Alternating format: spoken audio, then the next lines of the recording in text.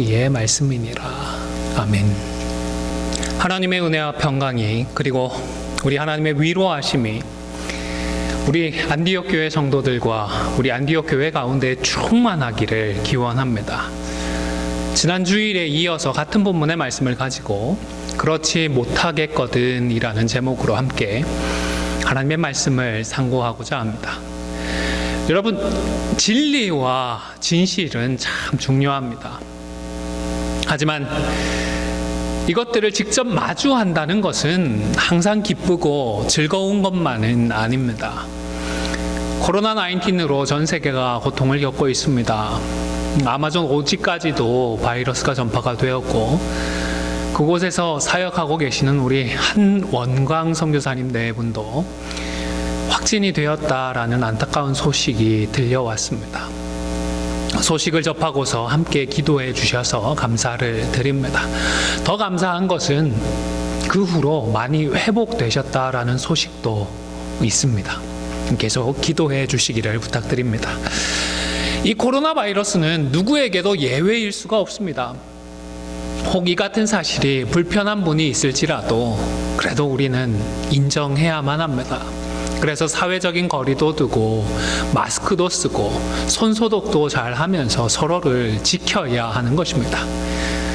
지난 금요일부터 교회 인터넷이 안 되었습니다. 라우러도 확인을 하고 메인박스도 확인을 했는데 기계 문제가 아닌 것 같아서 어쩔 수 없이 테크니션을 불러야만 했습니다.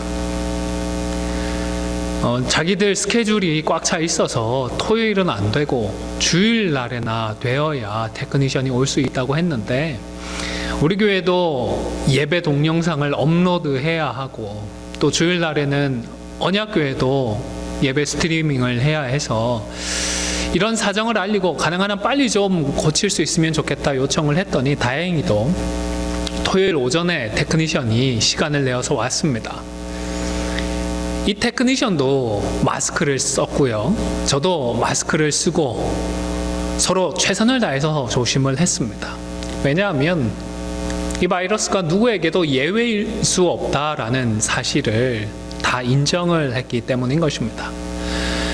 우리는 성경을 진리의 말씀이라고 고백을 합니다. 그리고 성경이 진리의 말씀이라는 이 고백 안에는 이 역시 우리가 하나님의 말씀 앞에 설 때에도 설령 그 말씀이 좀 불편하다 하더라도 진리만큼은 정직하고 겸손하게 마주하겠다라는 이런 고백이 포함되어 있습니다. 특히 성경은 우리의 죄와 관련한 불편한 진실을 분명하게 지적합니다. 나보고 죄인이라고, 그것도 그냥 죄인이 아니라 죽어 마땅한 죄인이라고 하는데 기분 좋을 사람이 누가 있겠습니까? 그러나 성경은 단도직입적입니다. 모든 사람이 죄를 범했고 그 어떤 사람도 하나님의 영광에 이를 수 없다라고 말씀을 하십니다. 우리는 상대적인 비교를 하며 그래도 내가 좀 더 나은 것 같은데, 우리가 좀 더 낫다라고 스스로를 위로해 보지만 하나님은 비교할 수 없이 거룩하셔서 단 한 번의 범죄나 아무리 작은 죄도 용납하지 않는 것입니다. 지난 시간에 우리가 생각해 본 것처럼 우리들 역시도 단 한 번도, 단 1%도 허용할 수 없는 경우가 있습니다. 에이즈나 코로나 바이러스, 누가 단 1%라도 수혈을 받으려고 하겠습니까?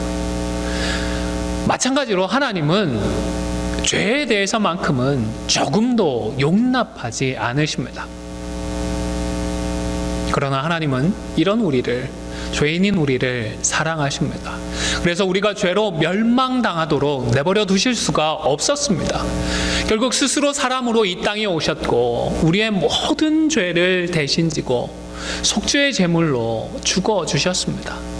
그리고 사망과 어둠의 권세를 깨트리고 부활하셔서 우리에게 산소망까지 되어 주셨습니다. 얼마나 감사한지 모릅니다. 한 복음성의 가사처럼 한량이 없는 은혜입니다.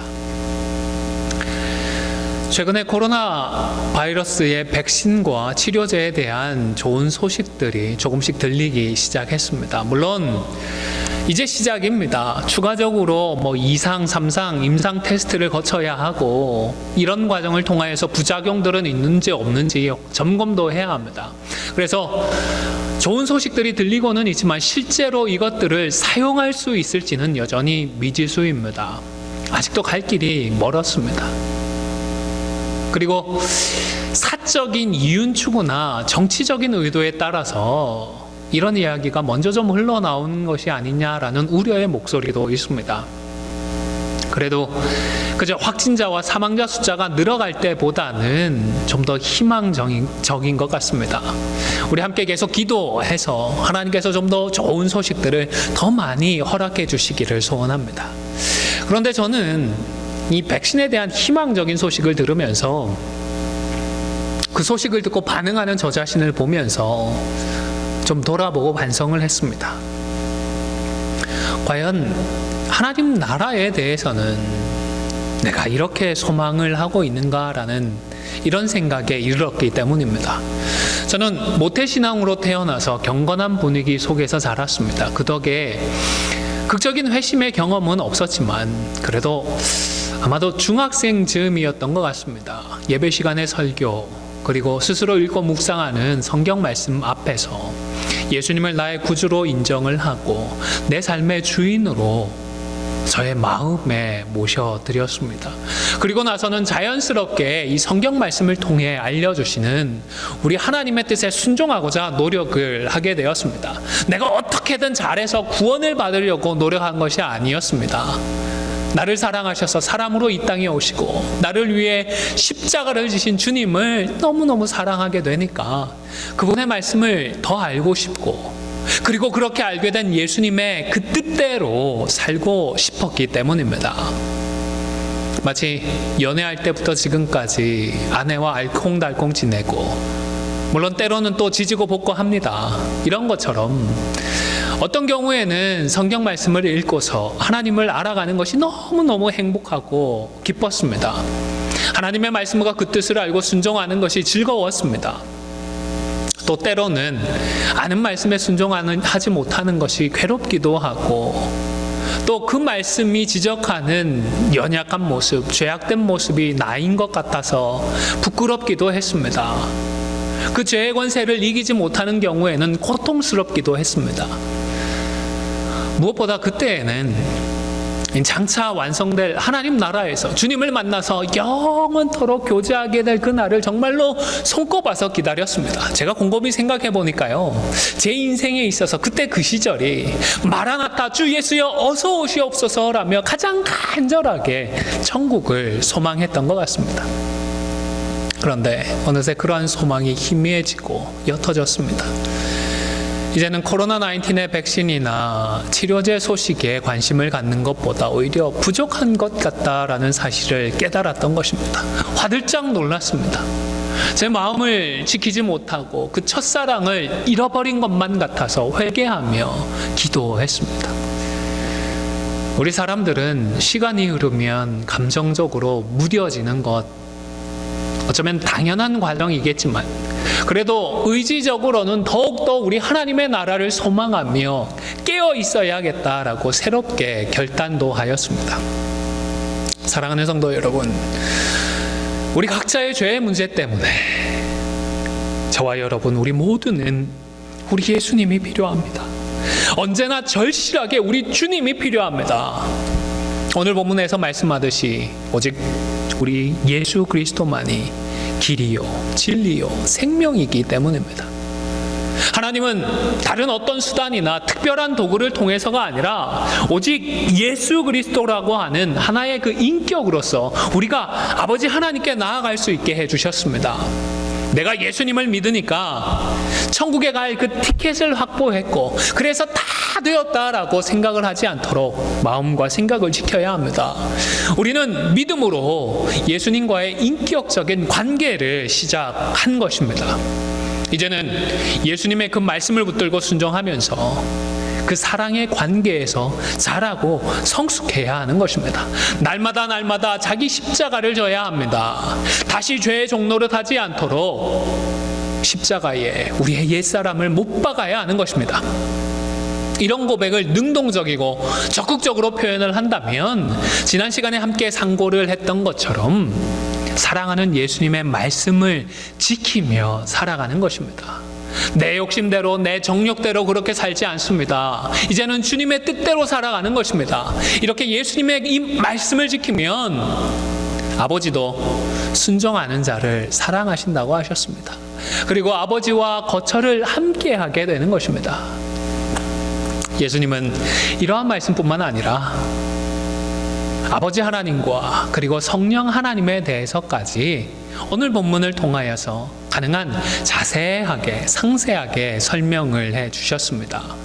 우선 예수님께서 자신 말고도 아버지 하나님이 계시다라는 이 사실을 말씀해 주셨습니다. 그리고 이 사실은 예수님 자신을 아버지 하나님의 아들이다라고 소개를 해 주시는 것이기도 합니다. 아버지 하나님과 예수님의 관계에 대한 예수님의 설명을 보면 9절에서는 예수님을 본 자는 아버지를 보았다라고 했습니다. 예수님을 보았을 뿐인데 하나님까지 보았다라고 말씀하시는 것입니다. 그리고 11절에서는 예수님이 아버지 안에 거하고 또 아버지 하나님이 예수님 안에 거하신다라고 했습니다. 설명은 있는데 이 내용을 이해하기가 쉽지 않습니다. 여러분, 우리가 경험해왔던 상식으로 누군가가 혹은 무엇인가의 안에 있는 것이 또다시 그것 안에 있을 수가 있나요? 아니지 않습니까? 우리가 알고 있는 이 물질 세계에서는 이런 경우가 없는 것 같습니다. 태중의 아이와 어머니의 관계를 생각해 보시기를 바랍니다. 물론 아이는 어머니 뱃속에 어머니 안에 있습니다. 그런데 이런 상태로 다시 어머니가 아이 안에 있을 수 있는 방법이 있나요? 없지 않습니까? 우리의 상식으로는, 우리의 이성으로는 이해할 수 없는 그런 관계를 설명해 주셨던 것입니다. 그리고 요한복음 10장 30절에서는 예수님과 아버지는 하나라고도 하셨습니다.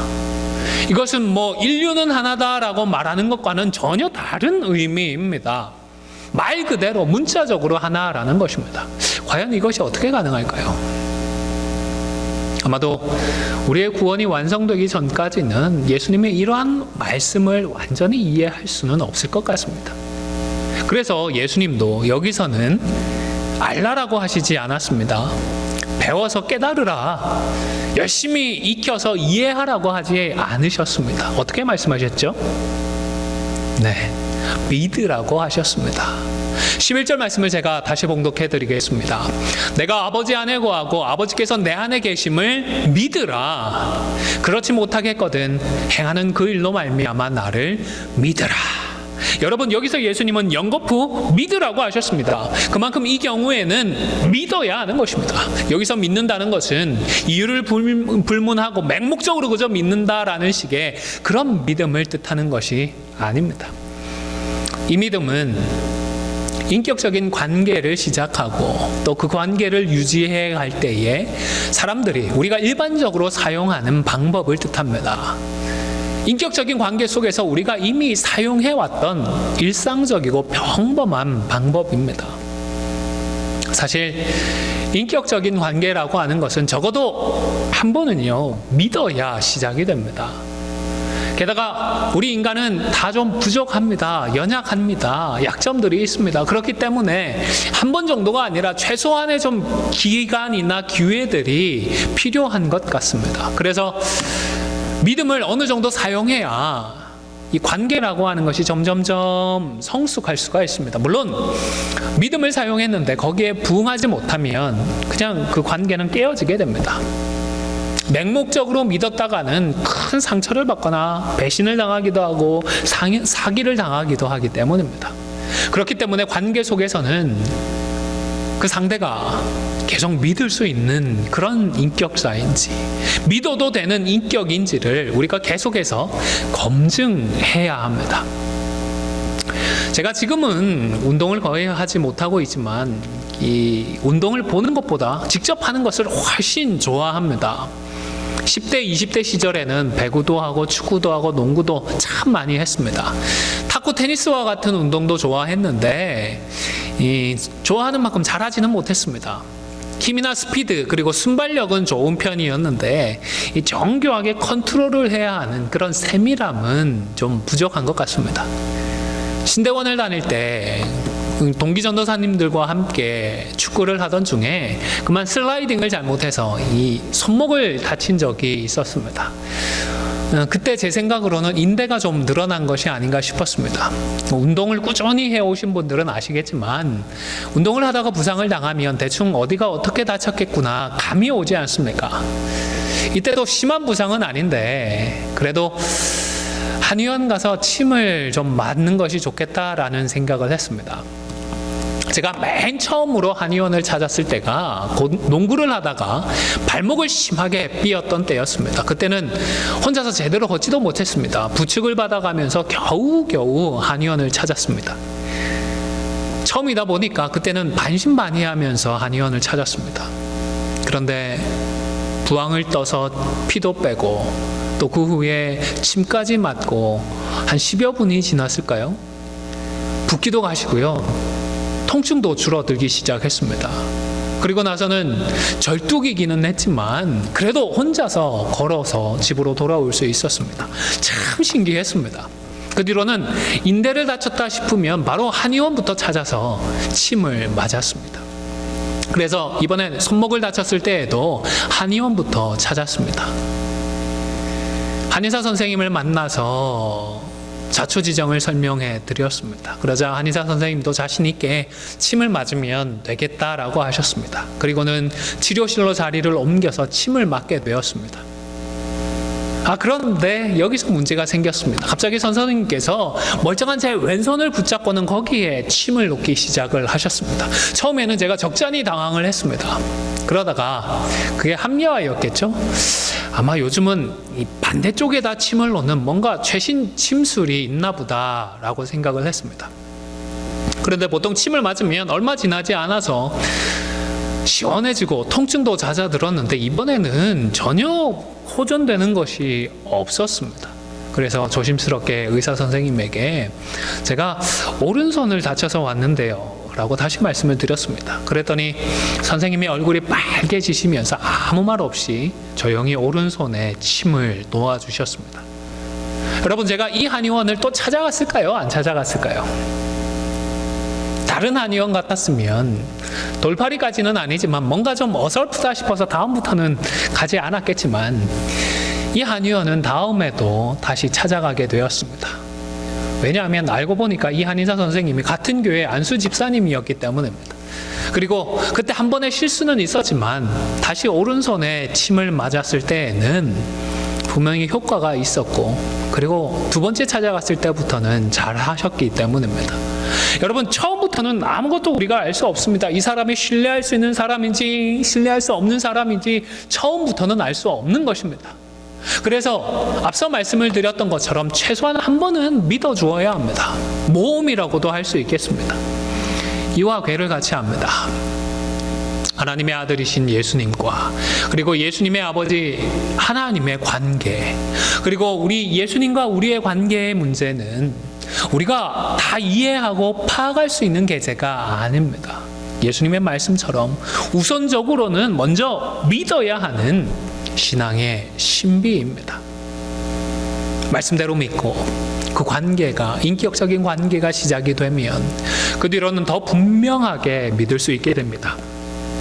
왜냐하면 속도에 있어서는 개인차가 있지만 이 십자가의 복음이요, 우리의 인생을 변화시켜 가기 때문입니다. 살아계신 하나님과 말씀과 기도로서 교제를 하면서 그 사심의 증거들을 바로 변화되어지는 우리의 삶과 우리의 인격을 통하여서 확인하게 되는 것입니다. 물론 우리가 믿고 싶다고 해서 다 믿어지는 것은 아닙니다. 하나님께서 은혜를 주실 때에 우리가 믿을 수 있습니다.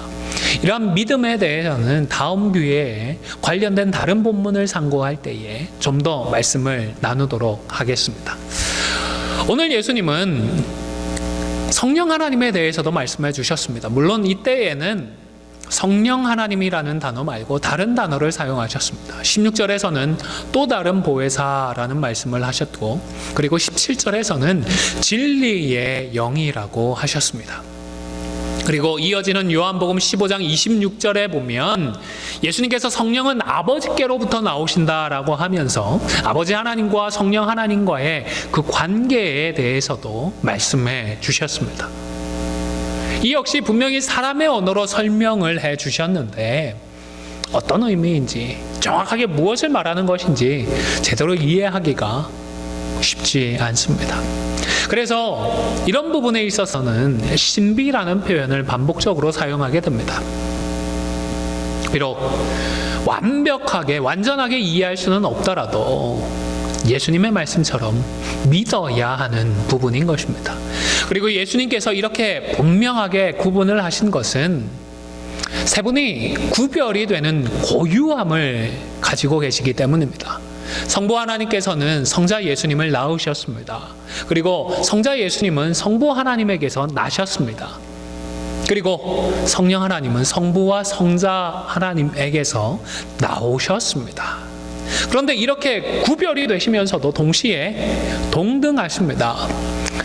잘 아시는 웨스트민스터 대여리 문답 제11문에 보면 성경이 하나님께만 고유한 이름들과 속성들과 일들과 예배를 성자와 성령에게도 돌림으로써 성자와 성령이 성부와 동등한 하나님이신 것을 나타냅니다라고 고백을 하고 있습니다. 성부와 성자와 성령을 다 하나님이라고 부르고, 그리고 세 분의 인격적인 특징이나 그 신적인 능력도 다 신적일 뿐만 아니라, 그리고 아버지 하나님뿐만 아니라 성자와 성령님 역시 예배의 대상이라고 성경이 말씀을 하는 것입니다. 이와 관련해서는 마태복음 28장 19절의 말씀이 참 중요한 것 같습니다. 제가 봉독해 드리겠습니다. 그러므로 너희는 가서 모든 민족을 제자로 삼아 아버지와 아들과 성령의 이름으로 세례를 베풀고. 아멘. 예수님은 제자들을 떠나서 하늘 보좌로 돌아가시면서 제자를 삼으라는 사명을 제자들에게 주셨습니다. 그런데 이때 하나님의 이름으로 세례를 베풀라고 하지 않으셨습니다. 정확하게 꼬집어서요, 아버지와 아들과 성령의 이름으로 세례를 베풀라고 하셨던 것입니다. 자, 그런데 이렇게만 보면 마치 구별은 되지만 동등한 세 분의 하나님이 계신 것만 같습니다. 하지만 하나님은 성경을 통하여서 하나님이 한 분이라는 사실도 분명하게 말씀하셨습니다. 고린도전서 8장 4절 하반절에 보면 바울은 또한 하나님은 한 분밖에 없는 줄 아노라 했습니다. 아마도 신명기 4장의 말씀을 염두에 두고 참고해서 이렇게 고백을 했고, 하나님께서 바울을 통하여 한 분 하나님밖에 없다라는 사실을 말씀해 주신 것이겠지요. 신명기 4장 35절에 보면 하나님은 모세를 통하여서 여호와는 하나님이시요 그 외에는 다른 신이 없음을 내게 알려하려 하심이니라고 하셨고, 또 39절에서는 그런즉 너는 오늘 위로 하늘에서 또 아래로 땅에 오직 여호와는 하나님이시요 다른 신이 없는 줄을 알아 명심하고라고 하셨던 것입니다. 무엇보다 우리 예수님이요 자신이 아버지와 하나라고 말씀을 하셨습니다. 요한복음 10장 30절입니다. 나와 아버지는 하나이니라 하신대. 여러분, 그 의미는 분명히 알겠는데 아버지 하나님과 예수님이 어떻게 하나인지 이해가 정확하게 되시나요? 이해하기가 결코 쉽지 않습니다. 마찬가지로 이 말씀을 납득할 수 없었던 유대인들은 이 말씀을 듣고서 돌을 들어서 예수님을 죽이려고까지 했습니다. 이해하기가 쉽지는 않지만, 어렵지만 아마도 인간의 언어로 표현해 주실 수 있는, 우리가 이해할 수 있는, 헤아릴 수 있는 최선의 설명들이 아닌가 싶습니다. 그리고 이러한 믿음의 고백을 정리하고 담아서 잘 아시는 삼위일체라는 단어를 사용하고 있습니다. 하나님에 대해서 그 핵심을 잘 표현하고 있지만 사실 이 삼위일체라고 하는 단어 그 자체가 중요한 것은 아닙니다. 삼위일체라는 이 표현은 성경에는 없는 표현이기 때문입니다. 사람들이 교회가 만들어낸 표현임에는 틀림이 없습니다. 성경을 통해서 계시된 우리 하나님에 대해서 우리가 이렇게 고백한다라는 사실이 중요한 것입니다. 삼위일체 이 단어가 중요한 것이 아니라 이 단어 안에 담고 있는 그 많은 내용들이, 성경적인 내용들이 중요한 것입니다. 혹 삼위일체라는 단어에 대해 반감이 있는 분이 계실지 모르겠습니다. 그럴 수도 있다 싶습니다. 그럼에도 불구하고 이 단어를 통하여서 정리하고 고백하는 우리 하나님에 대한 설명들만큼은 믿어야 합니다. 예수님께서 자신을 아버지 하나님과 성령 하나님과는 다른 분으로 분명히 구분을 하셨습니다. 하지만 동시에 또한 이 세 분이 한 분 하나님이시라고 말씀을 해주셨고 이것을 믿으라고 하시기 때문입니다. 그런데 여러분, 제가 오늘 주목하는 말씀은 예수님도 우리가 이런 사실을 이해하거나 또 그대로 받아들이기가 어려울 것이라는 것을 잘 아셨다라는 사실입니다. 11절에 보면 내가 아버지 안에 거하고 아버지께서 내 안에 계심을 믿으라고 하셨습니다. 그런데 곧 이어서 뭐라고 하셨죠? 네, 그렇지 못하겠거든 하셨습니다. 믿지 못하겠거든 행하는 그 일로 말미암아 나를 믿으라고 하셨던 것입니다. 사랑하는 성도 여러분, 이 세상을 창조하신 하나님에 대한 지식과 믿음에 대해서 우리가 알고 믿어야 하는데 분명히 고지고대로 믿기 어려운 대목이 있습니다. 믿기 어려울 때도 있습니다. 어떻게 하라고요? 그럴 때에는 이미 보여주셨던 이적과 기사들, 그리고 이미 주신 말씀을 기억하면서 믿으라고 말씀을 하시는 것입니다. 믿지 못하겠더라도 이미 믿고 있는 것들을 기억하면서 믿고 그 믿음을 지켜야 하는 것입니다. 여러분, 제게도 때때로 신앙의 의문이 찾아오기도 합니다. 목회에 대한 회의가 찾아올 때도 있습니다. 코로나 시국과 관련해서 하나님께 당돌한 질문을 드리고 싶을 때도 있었습니다. 이번 설교를 준비하면서 제가 이미 믿고 확신하고 있는 말씀을 생각해 보았습니다. 여러 말씀 중에 단연코 요한복음 3장 16절의 말씀만큼은 확실하게 믿고 확신을 합니다. 예수님의 십자가 때문에 하나님께서 나를 사랑하신다라는 이 사실만큼은 확실하게 믿고 확신하고 있는 것입니다. 어렵고 아무리 힘들어도 하나님이 저를 사랑하심을 저는 믿습니다. 저를 위해 독생자를 주셨기 때문입니다. 제가 답답하고 외로워도 그때에도 하나님은 저를 사랑하심을 믿습니다. 십자가 때문입니다. 말씀대로 섬기고 말씀대로 사역하고자 하지만 부족해서 오해를 받기도 하고 또 그 진심이 매도를 당해 가슴 아플 때에도 그래도 하나님이 저를 사랑하심을 믿고 확신합니다. 저를 위해 독생자를 주셨기 때문입니다. 사랑하는 성도 여러분, 여러분에게도 그렇지 못할 것들이 있는 줄로 압니다.